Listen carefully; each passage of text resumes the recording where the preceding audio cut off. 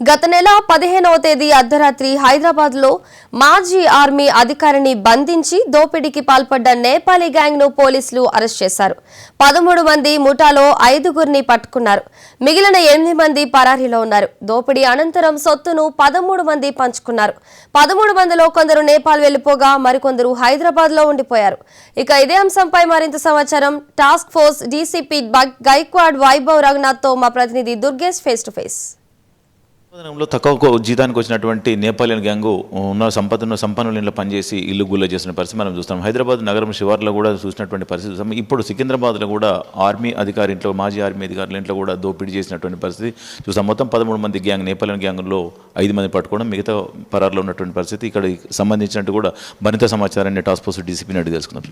Sir చెప్పండి sir, ఈ యొక్క నేపాలియన్ గ్యాంగు జరిగినటువంటి నేపథ్యంలో మీరు ఎట్లా పట్టుకున్నారు సార్? ఎక్కడ దొరికింది? గత నెల మన కార్ఖానా పిఎస్ లిమిట్లో 15th and 16th November interviewing లైట్లో ఒక మాజీ ఆర్మీ ఆఫీసర్ ఇంటికి ఇది డకేతీ కేసు జరిగింది.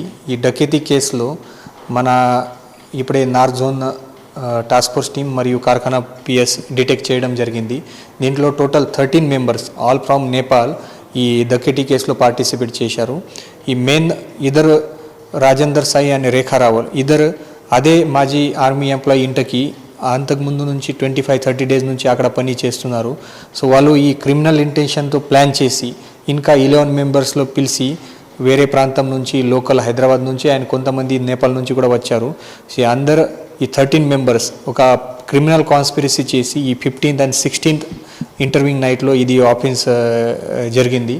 ఈ డకేతీ కేసులో gold silver ornaments plus cash కూడా దొంగతనం అయింది. అది తర్వాత మన north zone task force team మరియు కార్ఖానా లోకల్ పిఎస్ టీం ఇద్దరు as per instruction of CP sir 6 teams formation